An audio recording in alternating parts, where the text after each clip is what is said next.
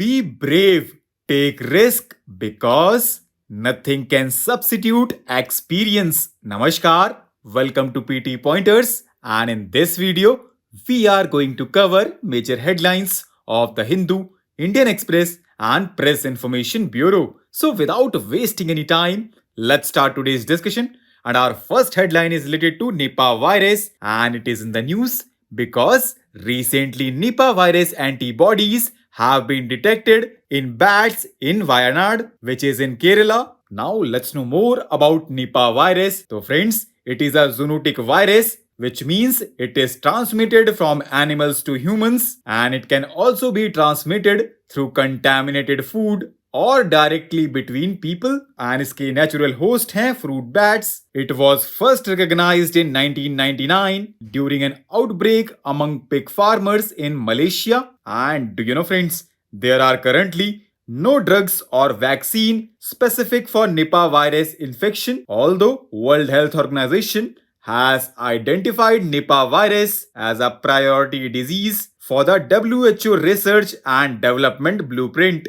Our next headline is related to Jamrani Dam project, and it is in the news because recently Cabinet Committee on Economic Affairs approved inclusion of Jamrani Dam multi-purpose project of Uttarakhand under the Pradhan Mantri Krishi Sinchai Yojana Accelerated Irrigation Benefit Program. The project envisages the construction of a dam near Jamrani village across river Gola, which is a tributary of Ram Ganga. Now let's know about Pradhan Mantri Krishi Sinchai Yojana, जिसको launch किया गया था 2015-16 में with an aim to enhance physical access of water on farm and expand cultivable area under assured irrigation, improve on-farm water use efficiency, introduce sustainable water conservation practices, etc. An accelerated irrigation benefits program component of Yojana is for creation of irrigation potential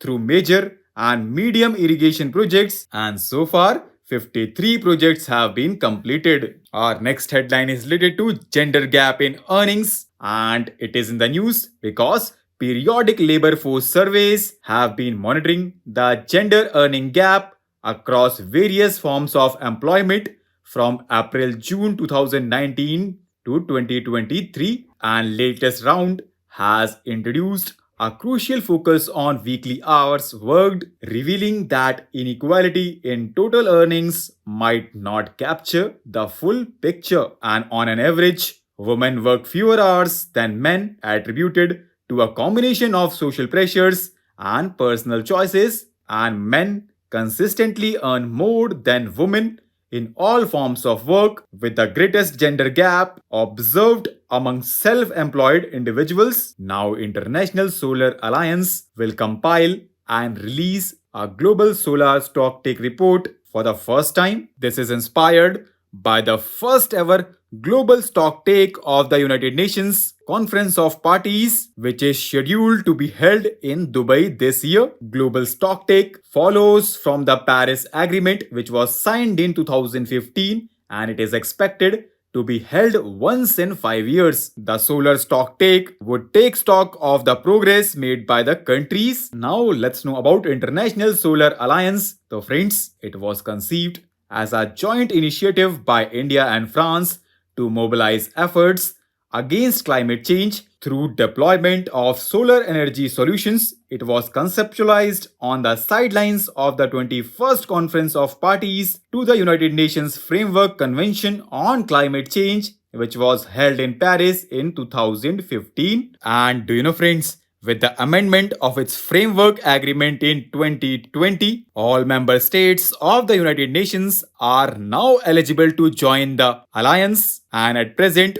116 countries are signatories to the ISA framework agreement. Our next headline is related to Comprehensive Nuclear Test Ban Treaty, and it is in the news because recently Russia passed a law to withdraw from ratification of the Comprehensive Nuclear Test Ban Treaty, which bans all nuclear explosions, whether for a military और peaceful purposes. Russia के द्वारा इसको ratify किया गया था इन 2000। The CTBT was never fully implemented. In addition to the US, it is yet to be ratified by China, India, Pakistan, North Korea, Israel, Iran and Egypt. Our next headline is related to ethics committee of Lok Sabha, जिसको constitute किया गया था इन 2000, but it became the permanent feature of the house only in 2015। इसमें 15 members होते हैं जिनको nominate किया जाता है स्पीकर के द्वारा, एंड इस कमेटी की जो टर्म है वो 1 ईयर की है। अगर हम फंक्शंस की बात करें तो it examines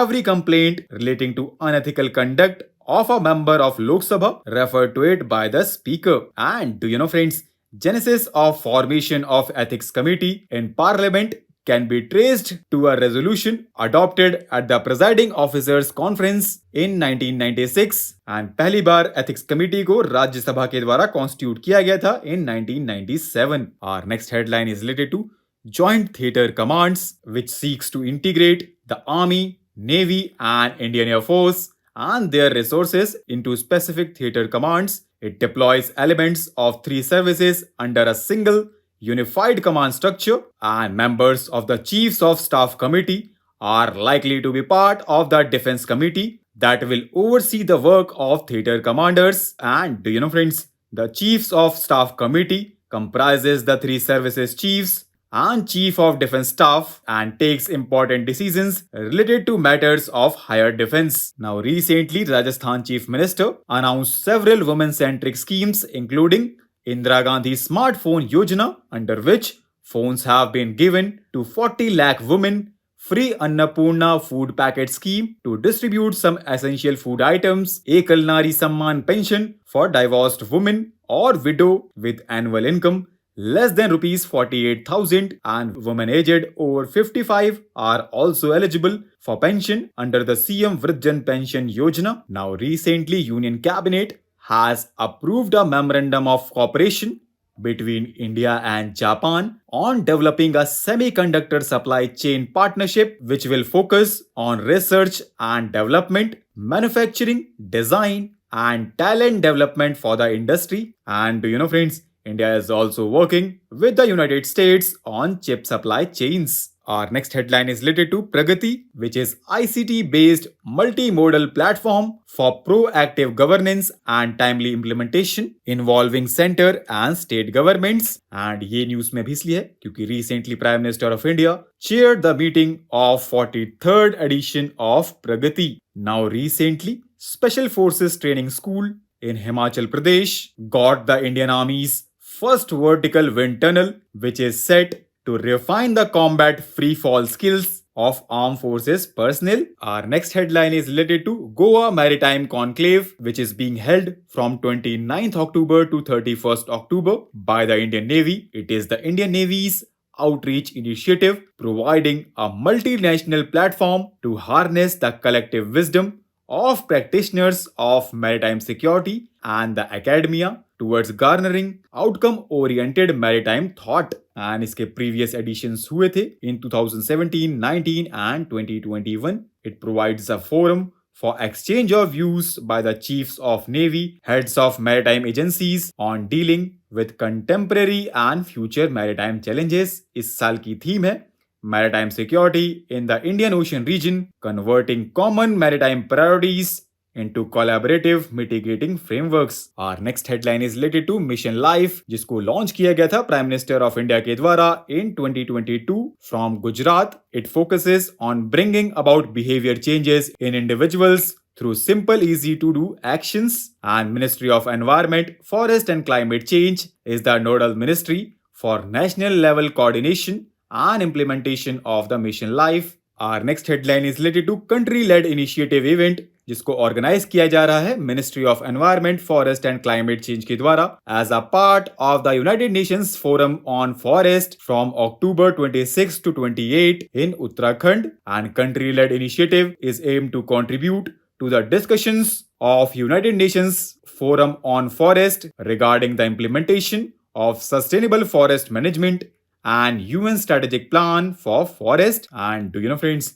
United Nations General Assembly adopted the first ever UN strategic plan for a period of 2017 to 2030, and India holds the distinction of being a founding member of United Nations Forum on Forest. Our next and last headline is related to Vimarsh 2023, जिसको introduce किया जा रहा है bureau of police research and development and department of telecom के द्वारा. It is a hackathon on 5G which is aimed at developing potential solutions, ideas, and prototypes in the form of minimum viable products, and it is designed to empower law enforcement agencies in their ongoing efforts against cybercrime and cybersecurity threats within the dynamic landscape of 5G communication technology. So with this, let's conclude our today's discussion. Thanks for listening, and for regular updates, you can follow us on various social media platforms.